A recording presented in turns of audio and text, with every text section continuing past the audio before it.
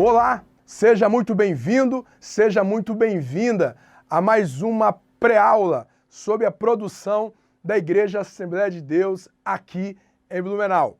Eu sou o professor Aguiar e a minha missão é facilitar para que a sua aula seja dinâmica, encantadora e muito excelente. Muito bem, a lição de hoje é uma lição a qual o assunto é de extrema relevância.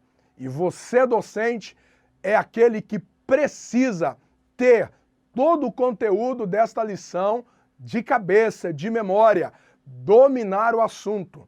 Aquele professor que passa a aula sempre lendo o texto da lição, ele pode passar uma certa insegurança para os seus alunos. Portanto, leia, releia, escreva para que esse assunto esteja fixado bem na sua mente na hora da sua aula. Muito bem, sempre é bom lembrar de que o nosso perfil, a nossa metodologia de pré-aula, ela é muito concentrado em dinâmicas, a qual nós sugerimos a você, docente, para dinamizar o seu conteúdo, ok? Então vamos lá, aqui estão os meus contatos. Caso você queira entrar em contato conosco no privado, seja muito bem-vindo e bem-vinda. Eu preparei para a introdução uma leitura de pelo menos 4 textos. São textos importantíssimos que vai preparar o território para a lição de hoje. É interessante que você escolha 4 pessoas, ou se você tiver acesso a um data show, pega esse texto, joga no data show e pede para que os homens leiam, por exemplo, Lucas, do capítulo 12, 13 a 21, os homens leiam, e as irmãs leiam do capítulo 19, versículo 1 ao versículo 10. Depois, você pode pedir para um aluno ler Josué, capítulo 2, 9 a 13 e 7, 20 e 21. Dinamiza, faça que a sala participe desse momento da leitura. O que é interessante é que a leitura de Lucas, elas precisam ser cruzadas. A leitura de Lucas 12 precisa ser feita em contraste ou em paralelo com Lucas capítulo 19. Faça as duas leituras e peça para que os alunos prestem muito atenção, porque depois você fará uma certa pergunta. Peça para que alguém leia Josué 2 e também Josué 7.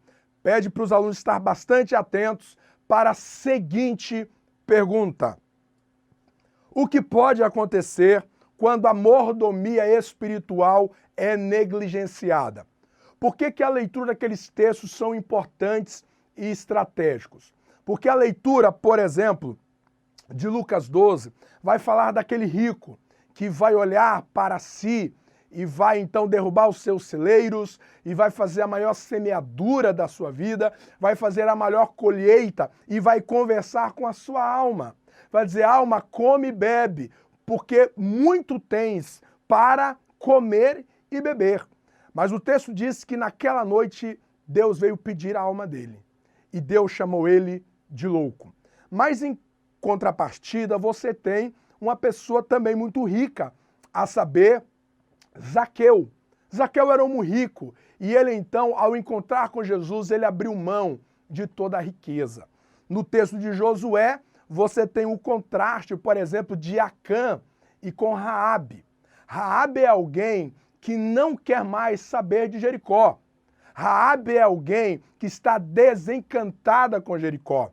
Mas em contrapartida, lá estava Acã, o homem que vai se encantar com a capa babilônica e juntamente com o ouro de Jericó, que vai ser a causa da derrota de Israel lá em Ai, devido ao pecado de Acã. Então você tem 2 extremos, ou 2 paralelos, melhor dizendo. Você tem a história de um rico, a qual ele não fez uma mordomia espiritual, ele está querendo alimentar a alma com materialidade. E você tem Acã, que também não fez uma mordomia espiritual. Ele é alguém que está sendo encantado pelo material de Jericó. Mas também você tem Zaqueu, que é alguém que vai fazer a mordomia do espiritual, tão quanto Raabe. Esses 4 textos é exatamente para servir de base para que os alunos pensem sobre o que pode acontecer quando a mordomia espiritual ela é negligenciada. No caso do rico, no capítulo 12 de Lucas, você percebe que tudo aquilo que poderia ser bênção se torna maldição. Essa é uma grande lição. Quando nós negligenciamos a nossa mordomia espiritual, aquilo que está à nossa volta, que poderia ser bênção para a nossa vida, passa a ser embaraço. Passa a ser embaraço. E outra coisa, ainda a partir desse rico do capítulo 12, quando nós negligenciamos a nossa mordomia espiritual, nós invertemos valores. Nós pensamos que o fato de nós adquirirmos posses e recursos, isso seja de alguma maneira uma satisfação para a alma. E isso é uma farsa, isso é uma ilusão. No caso de Acã, da mesma sorte.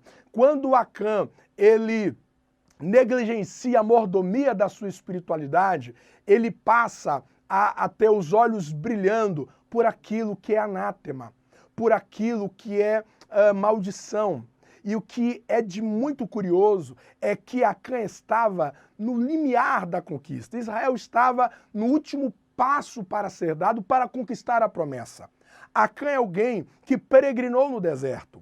Acã é alguém que sofreu as agruras do deserto. Só faltava tão pouco para ele conquistar a promessa. Mas de repente, ele se perdeu e não fez a mordomia da sua espiritualidade.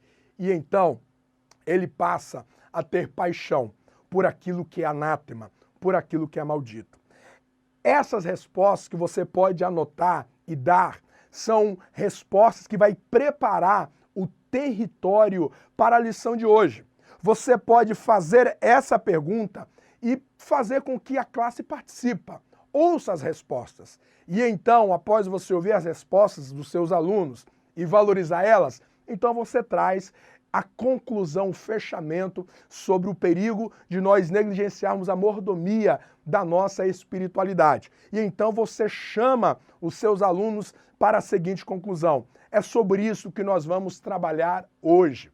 A respeito o quão é importante você dar atenção para a mordomia, para o cuidado, para o zelo, a administração da sua vida espiritual, da sua interioridade. Quantas pessoas que estão perdidas no caminho, porque deixaram de ser mordomos da sua espiritualidade. São bons mordomos, são bons administradores no que tange a recursos humanos e visíveis, mas no que tange a sua espiritualidade, são pessoas que têm estado muito, mas muito vazias no cumprimento do seu dever. Faça essa introdução e você terá então já atraído os alunos para o grande objetivo da nossa lição. O nosso primeiro tópico trabalha a questão dos conceitos de alma e de espírito. A lição em si, ela já é muito completa, ela já é muito clara em relação a isso. Como se trata de conceito, eu penso que você não deve gastar muito tempo aqui, para que você não seja comprometido, que eu julgo ser o assunto mais a ser explorado, que é o tópico 2 e o tópico 3. Você fez os conceitos e então você tem a seguinte síntese. Esclarecer o significado de alma, né, que é a questão da psique, que é a questão da vida, aí o próprio texto da lição já lhe dá toda essa claridade, e as teorias, né, que se tem em relação da origem da alma. Você tem daquela teoria da pré-existência, que é a ideia de que lá no céu existe um estoque de almas. E para que cada criança que nasce, Deus então envia esta alma para esta criança. Não há nenhuma base bíblica, portanto, nós refutamos ela. A outra teoria é a teoria do criacionismo, que para cada ser humano que vive, que nasce, Deus cria imediatamente uma alma para ele.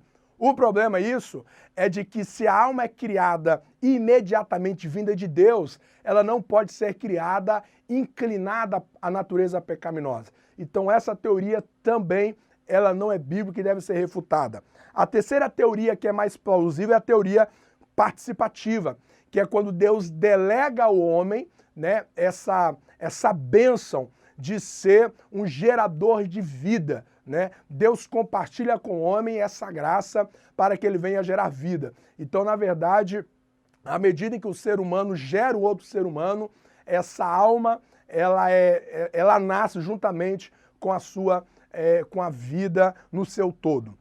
Ok? Essa é a síntese em você esclarecer a respeito do conceito das suas teorias e também definir para os seus alunos que a alma se torna a sede das emoções e dos sentimentos e o espírito é a fonte dessas emoções e sentimentos. Eu deixei aqui para vocês um slide muito didático para você jogar no Data Show, se você tiver esse recurso, para você explicar esta imagem para os seus alunos.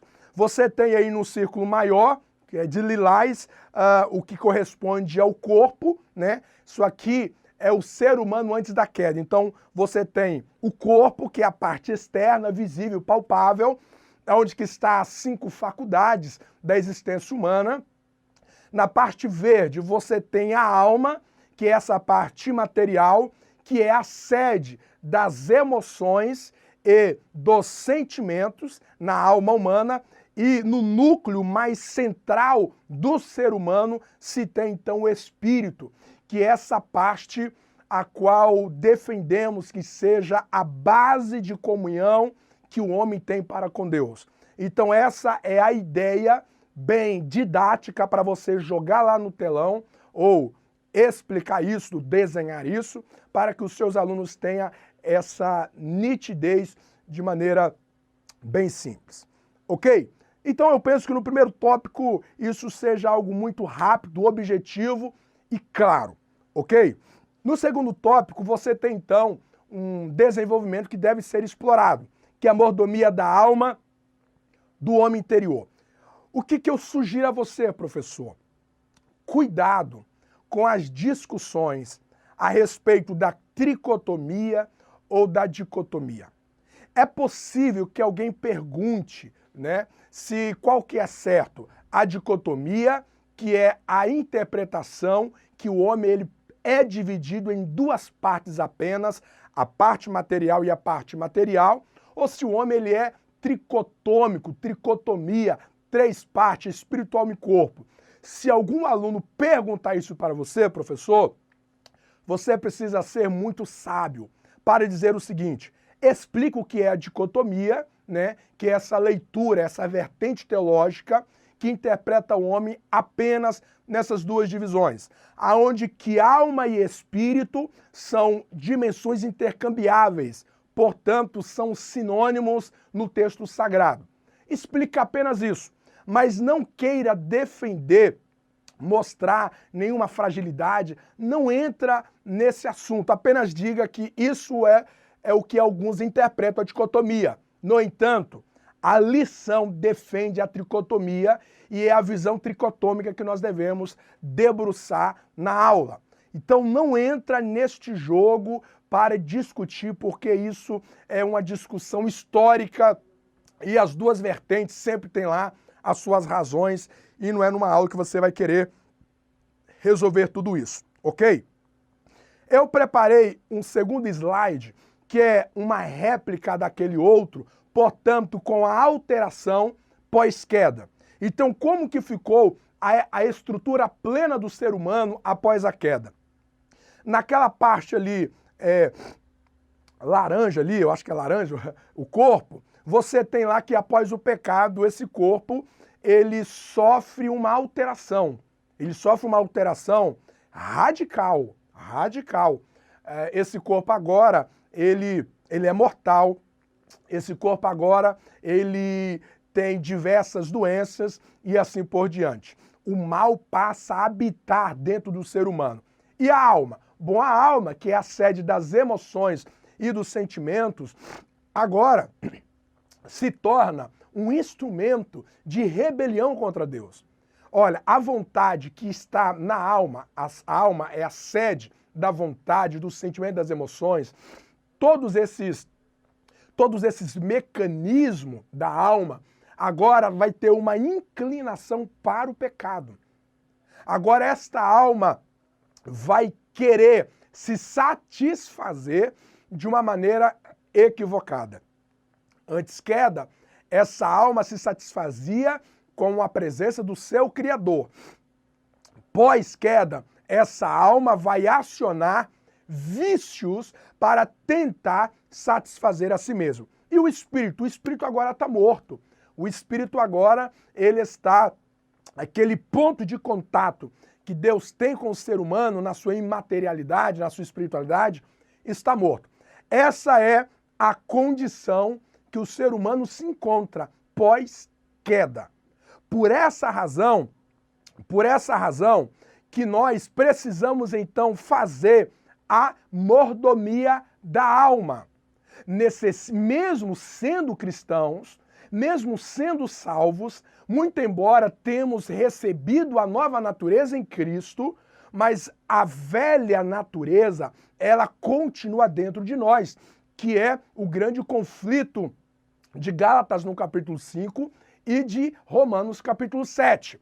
O conflito entre a natureza pecaminosa com a nova natureza. Então, por isso que se faz a necessidade de nós fazermos uma mordomia constante, cuidar da nossa alma. Eu preparei 2 perguntas que você poderia jogar para a classe, separar lá de 2 em 2, converse com quem está do seu lado, a respeito do seguinte: quais as necessidades distorcidas da alma que o pecado gerou? Peça para eles conversar entre eles. O que distorceu dentro da alma? O que distorceu dentro da alma após a queda do pecado? E a segunda pergunta, como tratar isso? Porque se trata exatamente da nossa mordomia, ok? Dê lá 1 minuto para eles, ouça as respostas deles e então pontua algumas assertativas. Primeiro, a alma pós-queda, ela está desconfigurada. Antes da queda, essas emoções era para se alegrar na santidade de Deus. O sentimento era sentimento de prazer, era sentimento de celebração diante da santidade de Deus. Mas agora, após queda, essas emoções, o homem agora, ele quer procurar prazer naquilo que é pecaminoso, no adultério, na fornicação. Essas emoções, ela agora está descontroladas, a ira está tomando conta, a ansiedade está desequilibrando a existência. Então você percebe que existe toda uma distorção em relação à alma após o pecado. E agora esta alma, ela quer ser preenchida. Essa alma quer ser satisfeita, mas ela quer ser satisfeita por aquilo que é temporal. Você percebe que agora a alma está iludida.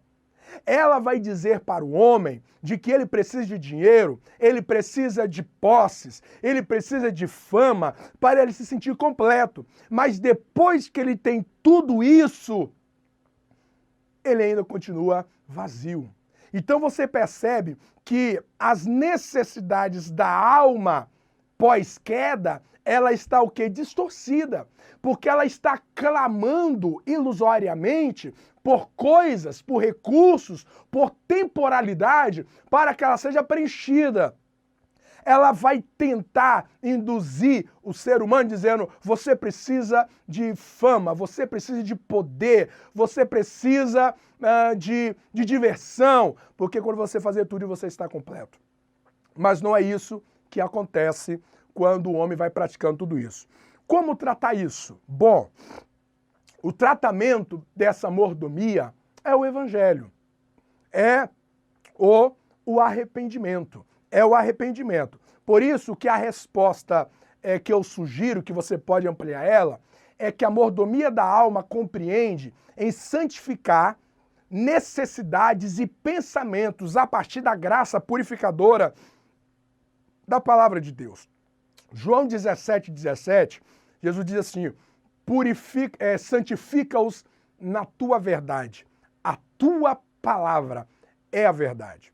Então, como nós vamos tratar essa distorção da nossa alma que aconteceu na queda? É exatamente através de um arrependimento genuíno, uma entrega a Jesus Cristo como nosso Senhor e Salvador, a nossa regeneração. E uma vez que essa regeneração acontece, você precisa manter, preservar o cuidado com a sua alma, para você redoutrinar a sua alma em relação ao que de fato ela necessita. E a grande necessidade da alma não é por coisas, não é por realidades temporais. Não, a grande necessidade da alma é Deus, é a presença de Deus, é as virtudes de Deus. E é a palavra que vai preencher esta alma, vai redirecionar as motivações e os olhares dessa alma para a vida. Então a mordomia da alma, como que eu vou executar essa mordomia? É exatamente a partir da ação da palavra de Deus em mim, aonde que as minhas emoções serão purificadas pela palavra, aonde que os meus pensamentos serão preenchidos pelas Escrituras. Então a mordomia da alma fala de eu pegar a minha alma e interpretar o seu sentimento e as suas emoções a partir das Escrituras. É eu beber as Escrituras para que ela seja purificada, para que ela seja limpa de toda a distorção que aconteceu no pecado. Ok? O terceiro tópico, então, vem aí a mordomia do Espírito. Eu preparei aqui 2 perguntas para você trabalhar com seus alunos. A primeira pergunta é: qual o exemplo bíblico que temos sobre pessoas que praticaram uma boa mordomia do Espírito e como isso aconteceu? Deixa eles conversarem, né? Claro que alguns vão falar de Enoque, né? Alguns vão falar de Noé, outros vão falar de Paulo, né? Como que eles realizaram isso? Como que eles realizaram isso? A segunda pergunta: qual é o exemplo hoje que lhe inspira a cuidar do seu espírito? Aí você joga para os seus alunos que tipo, existe alguma pessoa no círculo de amizade deles que inspira eles a cuidar da sua espiritualidade, da sua comunhão com Deus, da sua vida íntima com o Senhor? Existe alguém que lhe inspira? Você anda com alguém que te encoraja a viver uma mordomia do Espírito, a você sondar como você está lidando com a sua vida de oração, com a sua vida de meditação das Escrituras, de consagração, de jejuns, as disciplinas espirituais, o seu momento de solitude, o seu momento de secreto. Tem alguém que você inspira para eu quero chegar, eu quero aprender a viver uma espiritualidade daquele modo. Deixe os seus alunos compartilhar sobre isso. E então, o que eu sugiro a você, professor? Eu sugiro que você leia o terceiro tópico na íntegra com todos os seus alunos. É muito importante você valorizar a lição dos seus alunos. Existe professor que ele começa a sua aula e ele termina sem ler nenhum trecho da lição. Muito embora que ele esteja ensinando o conteúdo da lição, mas o aluno, em nenhum momento, ele é acionado com a revista.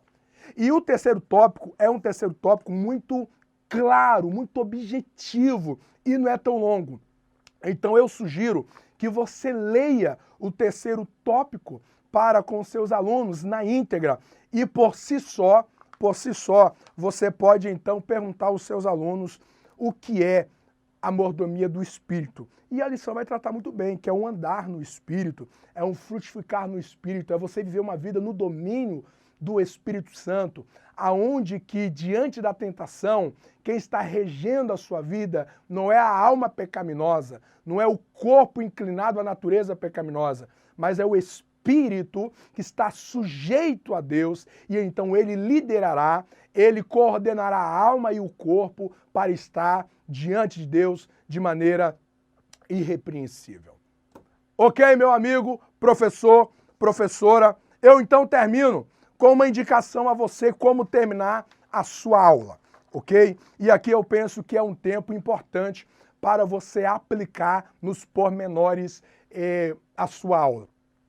Eu estou deixando no link, no site, preste atenção, no site do nosso canal aqui da EBD, eb-blumenau.com, ok? No site da EBD de Blumenau, você tem lá os slides que estará à sua disposição e estará também esse vídeo. Existe um vídeo chamado Priorizando o que é mais importante, do pastor Jonas Madureira. É um vídeo de 3 minutos. É um vídeo de 3 minutos. Eu sugiro que você termine com esse vídeo.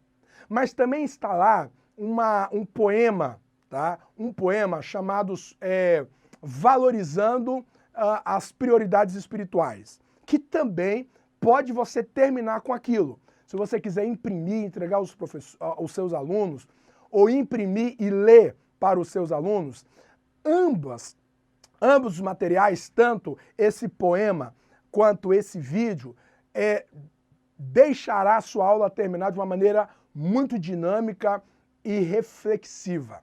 Porque qual é a tônica da sua conclusão? É você chamar os seus alunos para averiguarem, para avaliarem o quanto que eles estão cuidando da sua espiritualidade. Eles levantam, eles acordam, eles vão para o trabalho. Qual é o alvo, qual é o objeto que tem sido alvo das maiores energias dos seus alunos? Você precisa chamar os seus alunos a essa grande meditação. Qual é a direção que você está direcionando as suas maiores energias? Para aquilo que é visível? Para aquilo que é passageiro? Paulo diz em 2 Coríntios capítulo 4, 18, que o que é visível é passageiro, mas o que é invisível é o que é permanente. E a lição termina exatamente para encorajar a nós de fazer um cuidado, uma administração na nossa mordomia. Jesus vai responder Satanás no deserto. Exatamente isso. Quando ele propõe para ele transformar pedras em pães, Jesus vai dizer que ele estava profundamente comprometido com a mordomia da sua espiritualidade. Não é só de pão que vive o homem, Satanás, mas de toda a palavra que vem da boca de Deus. Jesus estava dizendo, a minha prioridade é a minha espiritualidade. Ore com seus alunos, para que a agenda diária seja uma agenda que venha dedicar tempo para ele investir na alma, no espírito, para que ele venha investir naquilo em que a traça não pode corroer e os ferrugens não podem consumir e os ladrões não podem minar. Muitas famílias e casamentos estão frustrados e falidos, porque grande parte das concentrações dos esforços das pessoas não estão na espiritualidade. Eles não têm dedicado tempo, não têm dedicado empenho, não têm dedicado investimentos naquilo que é eterno.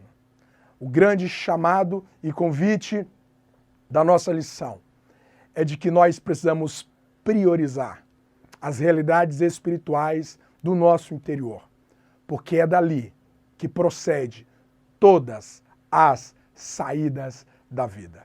Que o Senhor Jesus te abençoe, docente, que o Senhor Jesus te abençoe, professor, seja dinâmico, chegue diante da sua classe com humor, com entusiasmo e seja aí uma inspiração para eles saírem inflamados em ser excelentes mordomos com a sua espiritualidade.